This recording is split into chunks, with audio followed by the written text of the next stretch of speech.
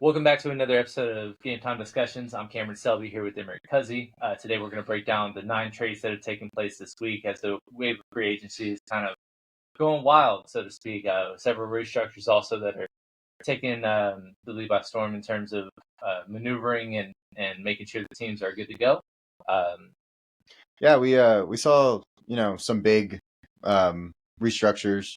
We'll get into definitely one team flipped their cap space completely in the Chargers, and then we'll also talk about the departure of Aaron Donald and his retirement. Top 5 player all time on the defensive side of the ball. I feel like if you had to make a case that he wasn't, that would be really it would be a lot. I would have to see your case. It would have to be very impressive. So Aaron Donald will be missed, but yeah, we're really excited to get talking about the trades and all the restructures and extensions stuff. Yeah. All right, let's get right to it.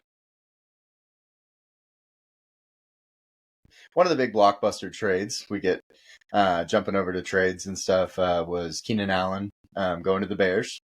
I know that we've talked about this and talking about just is Keenan Allen the best fit or option. I don't know, but it was for a 4th round pick. You have to pay him. His deal is expensive for this first year. So just kind of want to hear what you have to your thoughts, considering they have the 9th overall pick also. So as much as I like to see stuff glass half full, sometimes we have to lean one way or the other. We can't always straddle the fence on opinions. Right. I don't like this move for Chicago. Okay. And it's surprising. Oh, wow. Keenan Allen's great year, one of the best receivers in football. Yes. But he's 32. He's expensive as hell. I mean, the Chargers had to move on because he wouldn't take a pay cut from his $25+ million contract. Mm-hmm. He's one of the highest cap hits in football at 30, going on 32. Yeah. And it just didn't fit. It didn't work. And Chicago, on top of having the first pick, you have the 9th pick. You are in the prime position to whoever falls between Neighbors and Adunze. We had him slotted there. Mm-hmm. Both 21-year-old receivers, ceiling through the roof, 10 years younger, and 5 times less expensive. Yeah. And on top of that, you grow with your young quarterback because they are taking Caleb Williams. So let's not gloss over that. Mm-hmm. And you could have had your pairing just like Joe Burrow and Jamar Chase, how they can just grow together, even though they're different drafts. Yeah. You can grow together with your 2 21-year-old guys. They're the franchise pieces and just be tied together for about 8-9 years. And now you've got DJ Moore, great pickup last year. But he is where he is right now. Mm-hmm. And then Keenan Allen, you have maybe 1 to 2 years. Yeah. And the 2 years is predicated on if he has a reasonable deal. Mm-hmm. The reason Larry Fitzgerald was able to play until he was 38 and still be productive wasn't just because he aged well as a receiver, because I think Keenan Allen's capable of it. He was cheap. Right. He took team-friendly deals to remain with the Cardinals. They did pay him on some contracts, but he never hit free agency. And towards the end, when he was playing with D-Hop and Kyler Murray and trying to get the best team possible, like, he wasn't killing them via contract. Mm-hmm. Keenan Allen right now is. And sometimes that is exactly what, just because you have the cap space doesn't mean you should always make the move immediately. Right. And I don't think that this was the right situation for them to do that, especially when they were in prime position to get a guy that could be just as big of a difference maker for a longer period of time, cheaper in the next 4 years. Right, of course. And all that stuff. Because by the time you're re-signing or extending Adunze or Neighbors, he's already out of the league. Right. Because he'll be 36, 37. Mm-hmm. It just feels like a rental. Yeah. And I don't like it because of the fact, like, I love Keenan Allen as a player, but he has had injury history. Not bad, but just like he misses a couple games a year, basically. And you miss out on. We consider this wide receiver class as one of the best we've ever seen. I mean, depth-wise, for sure. It's crazy. But the top 3 guys could be the number 1 receiver in multiple classes. And you would have got a number 1 receiver at 9 rather than at 4, 5, 6. We've seen Jamar Chase went at 5. Well, there's only one guy that's a Jamar Chase style player in this class, but right behind that, there's not a huge drop off, I guess. between the other two guys, and you're missing out on that now. Yeah. Because if you do decide to select one of them at 9, you're kind of you're making this. You're not first off. You're not improving on defense. You have edge issues. You could get a second cornerback, things like that, and you're now like putting all your eggs into one basket. I mean, you look at their skill group; it's very formidable. Mm. Like you got DJ Moore, Keenan Allen, Cole Kmet, DeAndre Swift, Yeah, and Khalil Herbert, Rashawn Johnson, if you want to include them as well. That's very solid. But that's like we're winning right now. Like we're Super Bowl contenders. Like we're going all in. Mm-hmm. They basically went all in before they even have drafted their quarterback. Mm-hmm. And I think that Caleb Williams can come in instantly, contribute. I still think they will be a 10-win threat next year. Yeah. Regardless. But it just seems way too early to do those kinds of all-in moves, to like making a Stephon Diggs caliber trade or something of that nature. Like those aren't the moves that need to be made right now or yet. That's like year 2, year 3. Whereas look at what Houston's doing with their signings. They haven't signed any receivers, but Joe Mixon bringing in Daniil Hunter and all these guys that they're bringing in, they're killing it offseason because they overachieved last year. Yeah. And now it's like, okay, we're here. Let's maximize his rookie deal. Mm-hmm. And again, Caleb Williams hasn't even been drafted yet, and you're already trading for 32-year-old receivers. It doesn't make a lot of sense. And then with DeAndre Swift, I like him, but they've gone by committee the last few years. It's $8 million a year, and he hasn't really put together a consistent career. He had a breakout year last year, but I think it continues being a committee. Exactly, for sure.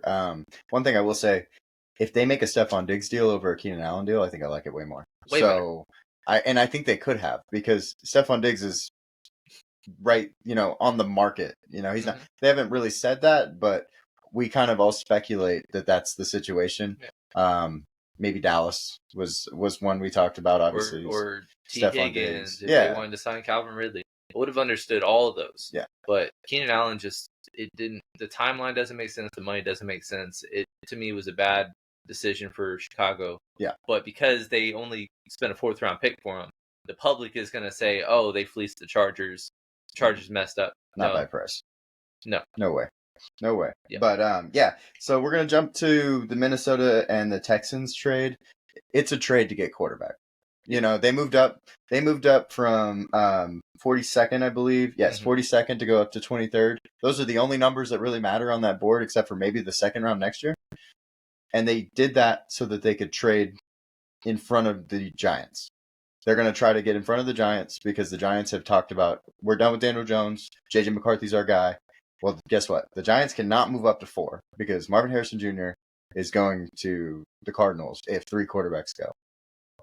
That the Cardinals should never move off of that pick, basically, is what I'm getting at. Yeah. The only way they should move off is if for some reason Marvin Harrison Jr. is not there. Right. And he will be there at this point.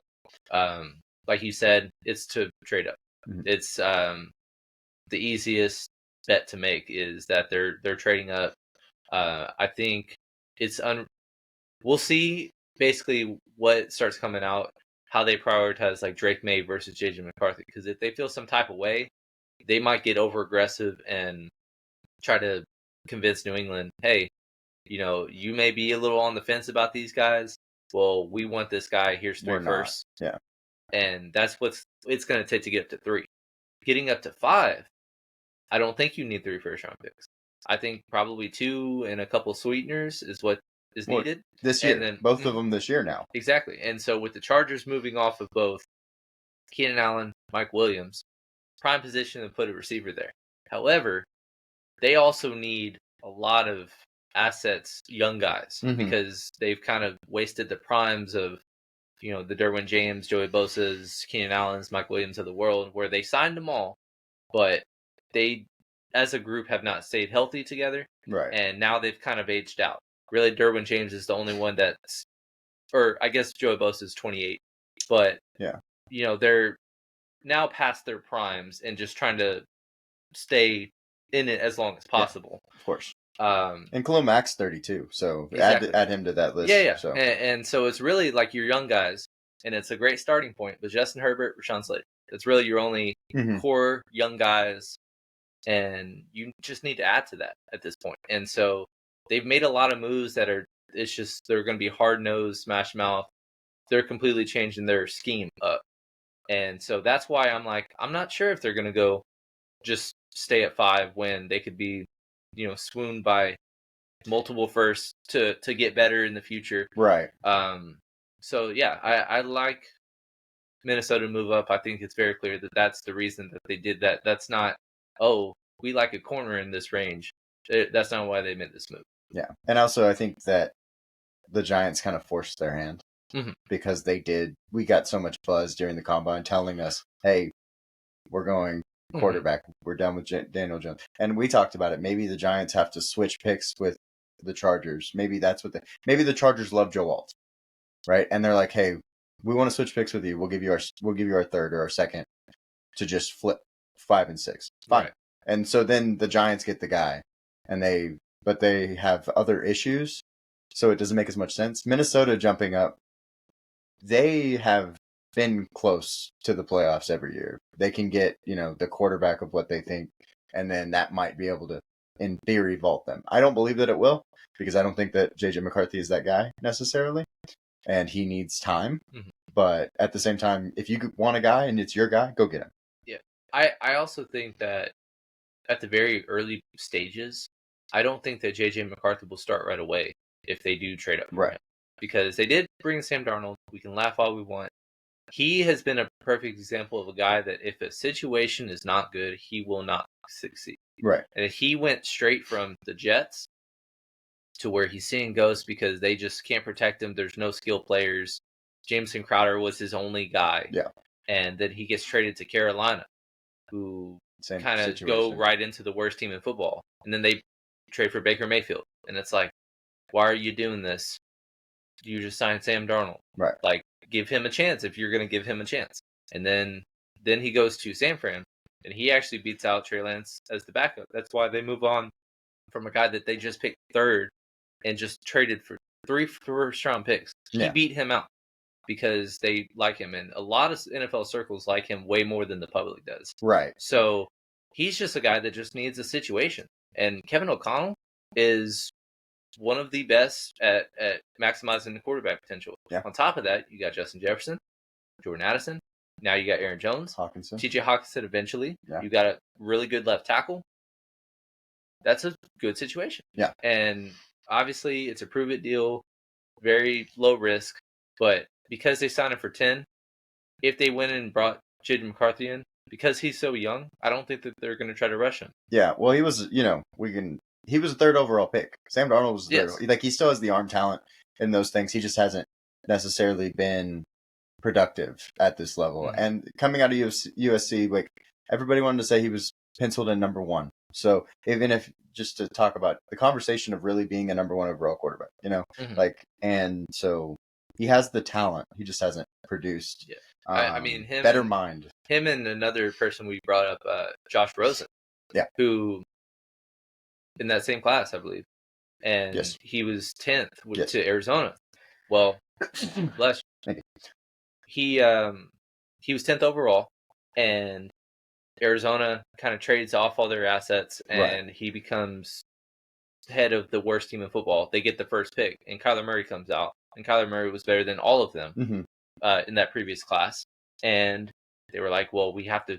We're here. We have to. If they were the 3rd pick, they probably would have kept him at least another year or so and see if it worked out." And then he gets moved on, and he's one of those guys where I talked about earlier, the mindset of being a backup quarterback. Yeah. He never had that mindset. He was always kind of a cocky guy who was a little higher on his talents than himself, and I don't know how great of a locker room guy he was, but now he's out of the league compared to Sam Darnold, who everybody raves about because he's probably a great locker room guy. People like him. He's a good backup. Yeah. And so that's why Minnesota is the way they're at. But that's still, they're moving up. Yeah. And we should prepare for that. It's not if they are, it's where they are. And that's what we'll be debating when we kind of come out with our mock 2.0. Yeah. But yeah, so let's jump over Joe Mixon trade. Joe Mixon goes to Houston for a 7th which is a reasonable trade, and then he gets an extension by them for 3 years, $27 million. It's cheaper than a pristine running back, but probably in the range of where you'd expect him to go, I guess. Yeah. So this is kind of what we had a friend bring us up. Like that's way too much for Joe Mixon. Joe Mixon was basically signed and extended. He was going to be released. That's why it's a conditional 7th-round pick, is because they already announced he was getting released, and then Houston just basically wanted to guarantee, hey, no, you're coming to us, and you don't have a choice on who you're signing with. And then instead of playing out that last year deal, which is normally what people do, they basically said, screw this 2024 year, we're going to give you a new deal. And so it's really a 2-year extension for $27 million, right? Instead of like a 3-year deal for 27 that he is putting on top of that. And a lot of his money is getting guaranteed in the first year. So it's a really reasonable base, and based on the contracts that we've seen with running backs, it's very reasonable. Yeah, very solid running back that just he's been above average and just top 15 guy. Yeah, and that's what you need. Devin Singletary, like I said, was getting 30 touches for 150 all-purpose yards, and I like Joe Mixon way more than Devin Singletary. Yeah, so absolutely. You upgraded massively. For whatever reason, Dameon Pierce just really plummeted, fell out of coaching favor, and he did get hurt last year. But when he came back, he just did not earn that job back from Devin Singletary. I just think it's a style thing too. The style of play that Texans want to run doesn't fit Dameon Pierce, and Joe Mixon, is an all-around, all-purpose type of back. So it will fit his style a lot more, even if he's not like necessarily the Josh Jacobs of the world, the Saquon Barkleys of the world. He still has that style of play where he can catch the ball and he can run. So yeah, I think it's a good signing. The price is good. You don't want to have to pay him next year, basically, which is good because the market might change very quickly with the running backs, as we've talked about, just because of the talent at the position. And if you would take a wide receiver 2 or 3 for the same price as a star running back, well, if you get the star running back, if Joe Mixon pans out, you got him for $9 million a year, and you don't have to worry about that situation until 3 years down the road. Exactly. But yeah, so next we're going to go to Seattle and the Commanders. Sam Howell's out. I think that, and we talked about this the other day when Sam Howell this happened. I think this just basically tells us that they want Jaden Daniels over Drake May. Yeah, that's exactly where I was going to go with this. That was my takeaway. This basically gives you the idea of the type of quarterback that they want. Yeah. And Sam Howell, Drake May, both from UNC, they're good friends. If you would have kept him, it's like, oh, we might see them lean that way. But moving off of him and then signing Marcus Mariota, that's the exact style of quarterback that Jaden Daniels is. And to me, that's the match. Draft 2. Is no longer starting at 2; it's starting at 3 now. Yeah, and that's kind of the takeaway I got. Basically, they swapped a 3rd for a 4th, and then a 5th for a 6th, like equalizing picks. Right. Just moving off of Sam Howell, he'll get another shot. But again, one takeaway that I let everybody know on X, that's one less spot for Justin Fields to go. Yep. And it's really interesting how we were like, who's going to trade that 2nd-round pick for him? To now, it's like, who's going to not only 4th-round pick who's going to trade, who is he going to even have a chance to start for? Yeah. Because Geno Smith, obviously, he's going to be the starter for Seattle, but Sam Howell has proven to be good enough to where he can be your guy for a few years.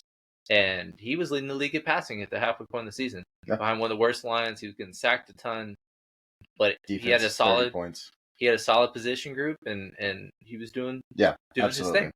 Seattle is a better situation than Washington was last year for him. And if Geno goes down, I think that they actually could continue. Continue and possibly even get better. Yeah. Geno, again, he's one of those guys, comeback player of the year in 2022. I feel like that was more of he caught lightning in a bottle season, because he came back last year and really underwhelmed to us. And now they've got 3 great receivers. They restructured Tyler Lockett's deal, so he, at least for this season, is going to be there. Yeah. And so you got 3 great receivers. You got a really solid 1-2 punch in Zach Charbonnet and Kendall Walker, and they re-signed Noah Fant. Line's not great, but it's better than what Washington's was last year. Right. So yeah, I mean, I would not be shocked at all if at some point either Sam Howell, for some whether it be a benching or whether it be just moving in via injury and just keeping the job. Yeah. And then Seattle's a playoff team. Like that is very much in the realm of possibility. We think about it, we thought Drew Lock was going to start over Geno Smith, and now Drew Lock's gone. But this is an upgrade to me from Drew Lock just based on performance alone. We like Drew Lock. We both, we've talked about him on the show. We like Drew Lock, but he's a backup at this point in his career. He has not shown that he can be a starter. Sam Howell has. So at this point, to me, I don't know if there's going to be like this 1A, 1B thing where like they're going into training camp and they're like, hey, you can earn this spot. It's probably a 1-2. But as soon as he gets his opportunity, the dude can throw for 400 yards. It's not surprising. It shouldn't surprise anybody if he throws for 400 yards in one game. So, it's definitely an upgrade. Definitely a guy that, we want to see more from probably because he did, he had turnovers and stuff too. Have the turnover issues, but it's also Washington. You're playing from behind. Yeah, he had to score. You're playing with one of the worst defenses in football. You have to score 30 a game to have a chance. And very often he just came up short. Like both games against Philly. I believe it was over 35-31 and then 38-35. Yeah. Something along those lines, like shootouts is what he was dealing with in the big games. And he played well from behind, but also when you play from behind, you're more prone to turnovers. And right, that's just kind of what it was. I wouldn't write him off. He'll be somebody that we talk about a few more times this offseason going forward, just because I really am intrigued by that. And future seasons. I mean, there's, opportunity because I think Geno, of course, he's getting older. He'll move on. Maybe Seattle gets Sam Howell as their starting quarterback in a couple years. That wouldn't surprise me. What I will say is I am fairly confident that Geno will not be the starter in 2025. Okay. Yeah, that's reasonable.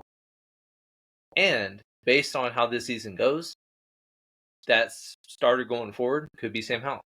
Very well. Because I think they're too good to be a top 5 pick next year. Yeah. If they stay with Geno and just for whatever reason it doesn't work out, they're going to be in that 10 to 15 range of picks.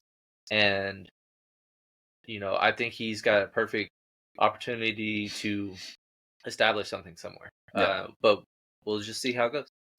So 49ers get Malik Collins from the Texans for 2 7ths. It's an okay deal. I mean the trade's great, fine, whatever. The 2 7ths, no one ever really. That's whatever. No bats an eye at that. But I mean, it's a depth piece. He's always been solid. Started with Dallas, went to Houston, and I believe most recently with the Raiders. So it's depth. Yeah. I mean, they've been wanting to have somebody take over for Javon Kinlaw because he didn't work out. They just released Eric Armstead. The opportunities there. Very top 5 defense. Could be underrated. Suitable player. Yeah. Not that he's not underrated signing, no risk. Yeah. But yeah. So and then if we move over, we got a player swap, which is not normal. We don't normally see just straight player swaps. Rondale Moore for Desmond Ridder. Rondale Moore. We talked about this. We have an Arizona friend that was mad that Rondale Moore got traded. Rondale Moore hasn't produced at all since he got to Arizona, and he's had the opportunity to do so. Yeah, and it just hasn't. He's not played well. So former 2nd round pick hasn't eclipsed 500 receiving yards in any season, and just unspectacular. Trade for a backup quarterback, Desmond Ridder, who again we saw last year with how many quarterbacks went down. You need to have a backup plan. Yeah, and if you don't, you're gonna just be cycling, and it could just go into chaos. Right. And Desmond Ridder didn't work out as a starter. That doesn't mean he can't be a solid backup. Right. Because we saw some games where he came in and played well. We'll just kind of see what happens. I don't know if he'll be there for the long term or whatever, but he's clearly the backup to Kyler Murray. Kyler Murray is going to be fresh. He probably won't even see the field. But if Desmond Ridder comes in temporarily, he'll a lot better if, other than it being Josh Dobbs or Clayton Tune. Well, and they're similar, right? So that's the thing too. Like, of course, they're not the same height or anything, but they're similar style of players. They move a lot. Desmond Ridder's just going to have to take it on the chin. He's not going to be the starter. He got his opportunity in Atlanta in a really weird offensive scheme So now he might be normalized a little bit and get an opportunity just to, back up a Kyler Murray who has had injuries. Mm-hmm. But yeah, so next we've talked about this a little bit. Morgan Moses going to the Jets. Basically a fourth swap and a sixth for him.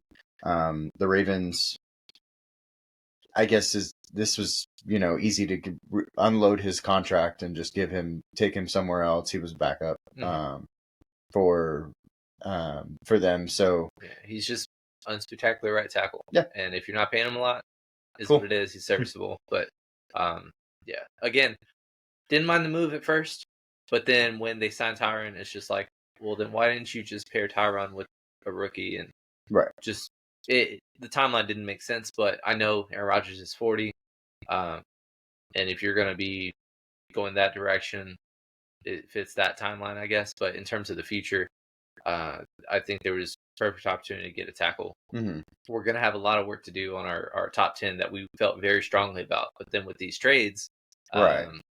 it switches things up a little bit. So now it didn't really change much of the top 4, but 5 through 10 now is kind of a little bit jumbled. Yeah. So we'll see what happens, what we think about that. But now, like you said, they no longer have to prioritize tackle with that 10th pick. You could sneak away with Brock Bowers. You could target your second receiver. You can draw up a defensive player that would probably be the second or first defensive player off the board. It opens the possibilities for them. Don't have a ton of needs, but yeah, it's an okay signing, right? Yeah. So now jumping down, the Carolina Panthers, Pittsburgh Steelers. Carolina gets, I guess, what their wide receiver 1 would be in Deontay Johnson. Mm-hmm. They just brought back, Jonathan Mingo's there. They just brought back Adam Thielen. So shaping up, I guess, for a young quarterback. But I don't know that I love this trade just for the fact that Deontay's been an issue on the Steelers at times. So yeah, just give me your take on this one. I think my grade on it would be incomplete because I don't think Carolina has done a grading at receiver. I think that they're a team that could be on the lookout for, another receiver trade, whether it be for like somebody like T. Higgins, or now that they have 2 second-round picks, that's perfect range to take somebody that possibly falls out that we have a possible first-round grade on. I think it depends on what else they make. Adam Thielen, I really liked the signing last year for them, but that's all they brought in really, other than Jonathan Mingo, and he had he was a 3rd rounder, I believe. So it wasn't a huge upgrade. It was a downgrade based on losing DJ Moore. They only brought in Thielen, but I think we'll see what happens. Pittsburgh, we talk about on that side really quick. You were like, they need a second corner. They just released Pat Pete. That's somebody that we might target for a corner in the first round. Right. And now they trade for Dante Jackson, who's been very solid. I think that basically rules out that possibility, but it's an upgrade at corner. They still need depth there, but I think he'll be a starter, at least in the short. I think it tells me offensive line is what they're going to do first round, and then they'll probably get a project corner a little bit later in the draft. But yeah, so I think that that makes a lot of sense, just to not probably put corner to them at the beginning of that, or in the at 20. But then again, they trade away the next trade. They trade away Kenny Pickett. We talked about it, not necessarily. We talked about it before the show, I believe, and he, locker room guy. Can he be a backup? Now he's going to probably be a backup. He had to fight for his spot with Russ. So I just, like we talked about, we expect, probably him to, in his new situation, he will most likely have issues being okay with being a backup, like we talked about with these other guys from earlier. Give me your take on what you think Kenny Pickett will have happen to him. So, like we said earlier, this move happened because he didn't receive the Russell Wilson thing well. He was very upset by it, and he was verbal about, I don't want to compete for the starting job. Right. And it's like, at this point, you haven't given us anything to believe that this job is yours. Otherwise, we would have brought in Russell Wilson and said, "Hey, Kenny's our starter." Mm-hmm. But they didn't say that. And on top of that, you had issues towards the end of the season where you didn't play well, you got hurt, and then when you were healthy, they wanted to dress you as a third emergency quarterback because you weren't ready, and you refused to dress. Right. Doing stuff like that, and when you haven't even earned your keep, is not a good sign in this league. Yeah, and then you will find yourself out of the league very soon. Yeah. And what's crazy is that we've talked about the 2021 first round class, how Trevor Lawrence is the only guy left still with that team. The entire 2022 class of quarterbacks is no longer with their teams. Yeah. And we didn't like the quarterback class going in, but he was the lone first round quarterback. And after 2 seasons, yeah, they're already moving on. I think the one person that's still with their team is Brock Purdy. That's the only one, and he was literally yeah, exactly. Like we didn't expect that. Yes. So that kind of tells. Yeah, but no. I mean, but that's the last pick. Last pick of the draft, and that's the only guy with his original team after 2 seasons. So, he needs to earn his keep. We talk about the mentality to be a backup. Mm-hmm. If you had a problem competing with Russell Wilson as a minimum contract starter, which you probably at the very least would have given the benefit of the doubt to, where Russell had to earn the job over you. Right, for sure. And you didn't receive that well, what are you going to do when Jalen Hurts is the clear starter and you're the backup? Well, now you know you're a number 2. Now you know you're the backup. And this move is straight up going to save or hurt your career for the end of it. Because if you don't, I guess, embrace being a backup quarterback, when you're a free agent in 2 years, because obviously they're not going to pick up your 5th-year option. Mm-hmm. So in 2 seasons, in 2025, mm-hmm. you will be a free agent. Is anybody going to sign you? That is what is on the line right now for you being a backup. Because Jalen Hurts, at least for now, and people think for a long time, I think for now, will be the starter. Mm-hmm. Who knows what will happen, how we see it 2 years from now. But this isn't to possibly be the future in Philly. This is to save your career as just being employed as a mm-hmm. quarterback. And that's what he needs to work on, because he had the opportunity in his hands to compete for a starting job. And now you are stuck as a backup and could quickly become an afterthought if you don't embrace it as well. Right. Well, we've talked about a lot of quarterbacks in the similar situation. Desmond Ridder, going to Arizona. Sam Howell going to play behind Geno Smith. Drew Lock leaving.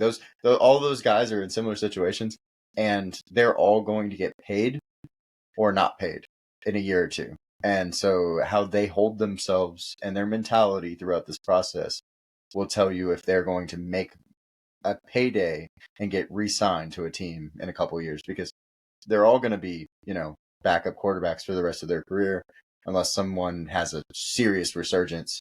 So, I just think, we talked about at the beginning of the show, like the Colt McCoy thing, like just having that mentality. It's a mentality. You have to find a way to be okay with not being the guy, because you've always been the guy. And so now it's like, how do you on top of that, lifting up the guy who's in front of you. Right. How do you make him better too? Because you want to win games. That's the trick. You want good things said about you. You want to get re-signed to the same team. You don't want to go anywhere. You want trust, and it's really hard to get trust if you throw a fit. So we'll see what happens. But yeah, let's jump over to contract extensions and restructures. It's kind of just us talking about how teams saved money, because I think that this is something that's a little bit overlooked when you go into off seasons. A lot of people don't talk about the money part of it. That's why, Keenan Allen wasn't our favorite trade. Here's some guys that from the Chargers that took a restructure to save some money.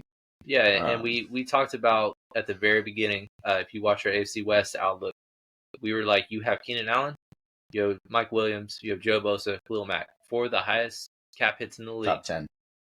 2 won't be there. Mm-hmm. That's what we thought. I thought it'd be one side each of the ball, but they decided to keep both edges. And it seems like with Mike Williams, he was the easiest click to cut based on, unfortunately, he just can't stay healthy, mm-hmm. and you can't pay your wide receiver $30 million, which is you just can't. Yeah. And so they cut him. He had the least cap hit in terms of any potential release. It just made sense. But then it came down to who would be next. And I didn't know because I thought with Joey Bosa, he probably had the highest value in terms of what you can get, but also you would probably have to trade and not outright release him. Right. Khalil Mack could have very well been a cut, but coming off a 15+ sack season again, I don't know. 32 and years then old. Keenan Allen, really solid season again, and I thought he'd be the safest to stay. Yeah. And he ends up getting traded, and solely I think because he refused the pay cut. Yeah, the restructure. Whereas the other two did. Joey Bosa's like, I have not been healthy. I'm going to take that pay cut. With Khalil Mack, it wasn't necessarily a pay cut as much as it was a restructure. But either way, moving off of Keenan Allen, releasing Mike Williams, and then Bosa and Mack saving them about $23 million against the cap this year. Now they're able to finally make their moves and sign. On the surface, if you grade their moves right now, it's a little scary because really they haven't brought in any impact, and they've gotten much worse offensively, at least from the skill group position. Losing Eckler, Williams, and Allen all in the same. Oh, and Gerald Everett. Yeah. All in the same offseason. 4 starters. It's scary. But at the same time, people have to realize they're completely changing their regime. Yeah. They're no longer a throw down the field. Kellen Moore's not there. It's completely different. And they're going to build that way. So it's incomplete because you don't know who else they're going to bring in. If they hypothetically brought in Malik Neighbors, and now Quentin Johnston, you don't have to be the future wide receiver 1. You are the future wide receiver 2. Maybe that'll help him and his confidence and his drops, because he had one of the worst rookie years out of anybody last year as a first-round pick. So that's what they had to do. They were the only team right before the new league year deadline to be under the cap. They were not, and they had to make moves. And then they made one. They were like, okay, I think this is it for now. But then that night, Keenan Allen's gone. Well, for me, I mean, Jim Harbaugh walks into a mess of cap. Mess of rough. A cap. And he has no ties to any of these players. He says, okay, well, Keenan, you're going to have to do this or we can't keep you. And Keenan says no. But the other two, these two right here say, oh, yeah, it's fine. Both edges are like, we can figure it out. Because you're going to have to do that, especially when you're 32 years old. Sooner or later, you're going to have to take a cap cut. And Joey Bosa, I think, is 27 or 28. So he's not necessarily at that range. But like you said, did not play enough last year to really deserve his he was money. The highest extension in history 2 seasons ago, and then missed half the year 2 straight years. Yeah. Like, you can't expect just, I'm going to keep my money in 22 games, I believe, or something like that. So yeah, you have to be like, okay, I understand why you're asking me. Hopefully he can stay healthy and they can just say, okay, you were worth the money. Let's, you already got paid though. So let's just work together now. But they need to keep a core together, and they're going to change to a run heavy offense. They're going to get an extra tight end in there. They're going to maximize the defensive talent. Yeah. Which they have not done in the last few years. God, I can't wait. Yeah. Because they have been so bad against the run. They've had so many good deep players. Both edges we just talked about. Derwin James, best safety in football. Don't care what anybody thinks. And then you've got Eric Kendricks and Kenneth Murray in the middle. Asante Samuel. Yeah, J.C. Jackson. And then you've got Michael Johnson at the time. Or Michael Davis at the time. Michael Davis. Yeah. The other safety that graded out top 10. Alohi Gilman. Gilman. You have all these pieces, but you're not doing anything with them. So hopefully we just see a better defensive scheme. I can't believe that who was the head coach from them recently? Brandon Staley? Yeah, Brandon Staley. When Brandon Staley is a defensive-minded coach as the head coach and your defense is terrible, how do you get a job in the NFL?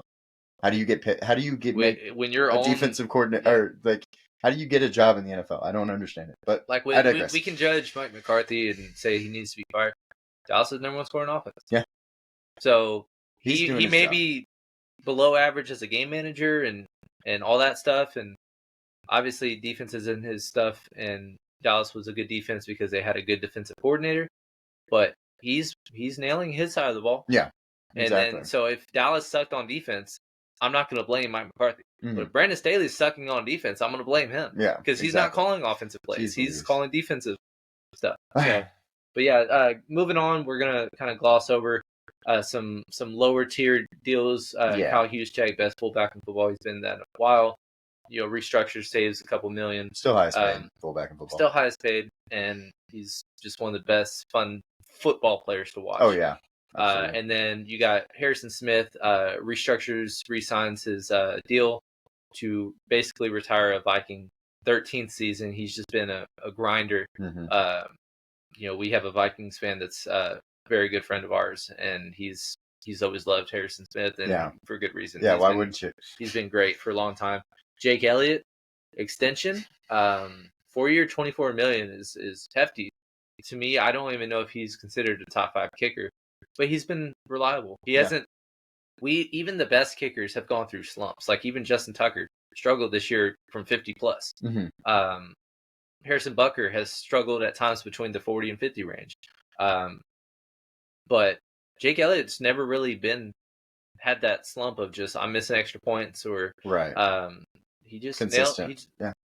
Consistent, doesn't have the biggest leg, but he just makes his kicks when it matters. And so that's what earns you the deals. Yeah. Adam Vinatieri is not the most accurate kicker, but he made him when it counted. Yeah, absolutely. That's why he's going to be a Hall of Famer. So against the Raiders. But exactly. And Jake Elliott actually just tied for the most annual with Justin Tucker. Mm-hmm. So he gets he has the biggest deal tied with Justin Tucker. Yeah. One of the bigger deals that can't be glossed over, Patrick Mahomes saving over $21 million in cap space by a restructure. Yeah. Obviously, when they signed him to a 10-year deal, this was going to happen very often.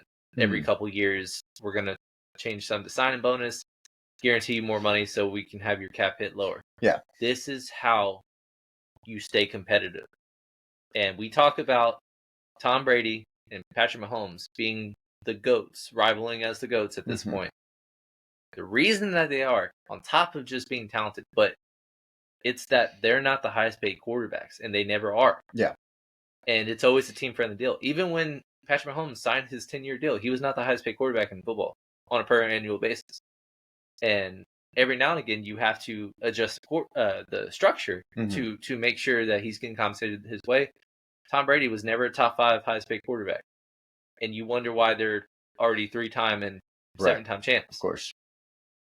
Whereas you got guys that just want to get their money. So Kirk Cousins, we can talk about that here. I mean, it's fine to do that. Dak, you're fine. $59 million cap hit.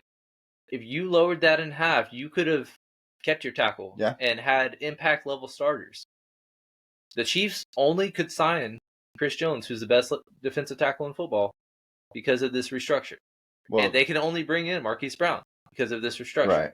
Right. L'Jarius Sneed is a possible. They might be able to keep him now, because of this. Exactly, and that's not something that we thought would be a possibility. He's at 19.8. Patrick Mahomes just paid him basically. Yeah. So if they wanted to, they don't have to. Of course, they could do something different, but it's an option. And there's not enough quarterbacks to me that realize that, because quarterback salaries are so inflated compared to everything else that yes, everybody's due for their money. I want everybody to get paid. Right. But at the same time, you have to give a little back. Mm-hmm. And so you have to keep on reworking those deals if you want to be the highest paid quarterback. It's like, do you want to make the most money, or do you want to be memorable, win the most games? Right. Because I think it's interesting just because we see all these young quarterbacks finally getting paid. Josh Allen, Joe Burrow, Justin Herbert, Dak's going to be re-up at some point. Deshaun, Russ, everybody wants to get paid, but not enough people are taking discounts. Mm. Drew Brees was as competitive as he was towards the end of his career because he was just getting paid very average quarterback money. That's how you build great rosters. Yeah. And if once San Fran has Brock Purdy up in 2 seasons and they have to pay him, they're probably going to franchise tag him. That's the point.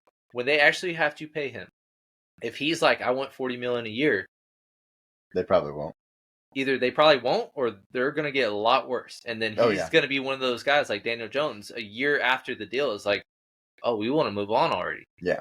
Or Russell Wilson, where it's just like, and then you're stuck. So those are the things that I wonder why people don't understand that enough, especially Dak, on top of being the highest cap hit in football at $59 million. You are the Cowboys quarterback. Yeah. Look at every Cowboys quarterback in history of the big names. You got Don Meredith, was the first voice of Monday Night Football. Roger Staubach, billion-dollar business owner. Yeah. Troy Aikman, the head of Fox for 20 years and now is the highest paid analyst on ESPN. Tony Romo, the highest paid on CBS. Yep. Number one spot. When you retire from this game, will be set for life, regardless of the money. Exactly. Based on just opportunity. Yeah. Because you present yourself well, you're a great guy, great human being, great intangibles, great locker room guy. Why are you chasing such a high bag? I understand, you're annoyed that they franchise tagged you twice. Your $59 million cap hit is why your team is going to regress. Yeah. Your team is going to regress heavily this year because of that. And I'm not just saying that because I'm annoyed at the Cowboys. That's just anybody in general. Yeah. If you're a $59 million cap hit on a hard cap league, you're 20% of the cap on a 53-man roster by yourself, you're not going to win football games. And so Dallas is going to regress this year solely because of that, because at this point they would have restructured. They would have already re-signed and restructured. They're going to let it ride. Dak said no. Yeah. Is what I mean, that's what it is. Dak said no. And he decided that he's going to make his money this year. And to me, this is kind of foreshadowing an ugly breakup for him. But that's besides the point. We're not talking about restructures on him. But Patrick Mahomes is going to be competitive and have a good chance to three-peat again because of this restructure. Yeah. And more teams should think in that mindset as well. Kind of jump into the last one. CJ Mosley, very, very good linebacker. I was worried for him when he signed with the Jets because he had an injury-plagued year and then COVID happened. He was one of the most notable opt-outs that happened. There was a lot of kind of either no-name or not impactful guys. He was a Pro Bowl caliber guy that said, I'm not playing in COVID. Mm-hmm. So he basically had nearly 2 full seasons of not playing football. And then he regained his Pro Bowl form. You don't really see that often. He's a top 5 linebacker in football still. And, he has his extension to be 2 for 17.25. Mm-hmm. I like the deal. He's anchor for their defense. Yeah, I've always liked CJ mostly. Nah, this is a great spot. I mean, it's actually not that expensive when you really come down to it. I mean, less than $9 million a year. Mm-hmm. I mean, that's great money, especially when you think Bobby Wagner just got a year for 8.5. Exactly. Yeah, this is exactly what you want in one of your leaders on defense. So, and then of course, Aaron Donald retires, top 5 all time, on almost all lists. Should be, I feel like personally. He's one that you can have your favorite defensive player of all time. If you said Aaron Donald is the best defensive player ever, I'm not going to look at you and say you're stupid. Oh, absolutely because not. Because he has everything you could ask for. Oh. He won every award in college. In his final 9 years, he was an 8-time first-team All-Pro, 3-time Defensive Player of the Year, Super Bowl MVP. Made the last play in the game when it mattered. Yep. He had the perfect career. Yeah, I mean, for a defensive tackle to be so impactful, and he's the reason that defensive tackles are getting paid. Mm-hmm. Like Chris Jones got paid. We weren't Justin Matabuke after the Albert Hainsworth and Dominican Sue deals and the way they did. People were wary on paying high dollar for tackles, and then he was next up after his great start to his career, and he just ran with it, and he never once was underpaid or overpaid. He was actually underpaid, even being the highest paid. Yeah, absolutely. In the league because of how impactful he was. So he was never in his entire career to me worse than the 3rd best defensive lineman in the league. Even as a rookie, he was a Pro Bowler. Can't argue that. I mean, he should have gotten paid edge money because he was making just as many sacks as most edges. Mm-hmm. Things like that you just he was a difference maker that we just can't gloss over. He's probably top 3 to me all time. And I think that LT, overall or defensive overall, I mean defensive player overall. As a D lineman, I think as a D tackle, straight D tackle, I think he's got to be number 1 to me. Yeah, I don't think there's anyone. I think between him, Reggie White, and Lawrence Taylor, that's pretty much Yeah, my LT, top three. yeah. But at the same time, he was better for longer than Lawrence Taylor. Lawrence Taylor might have, in his prime, Right. had a higher peak just because he's the scariest defense player ever. Mm-hmm. But like I said, Aaron Donald never had a bad year. Never once. And Reggie White, he's minister of defense. Everybody loves Reggie White. Yeah. And I think he had a better career than Reggie White, which is saying something. So obviously he's not going to have the longevity because he only played 10 years, but it doesn't get better than him. So obviously he restructures his deal to save some money for the Rams in a retirement deal.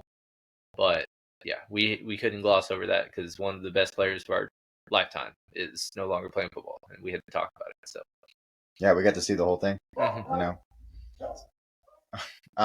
But we really appreciate y'all coming and checking out our podcast, being with us, talking and discussing all this.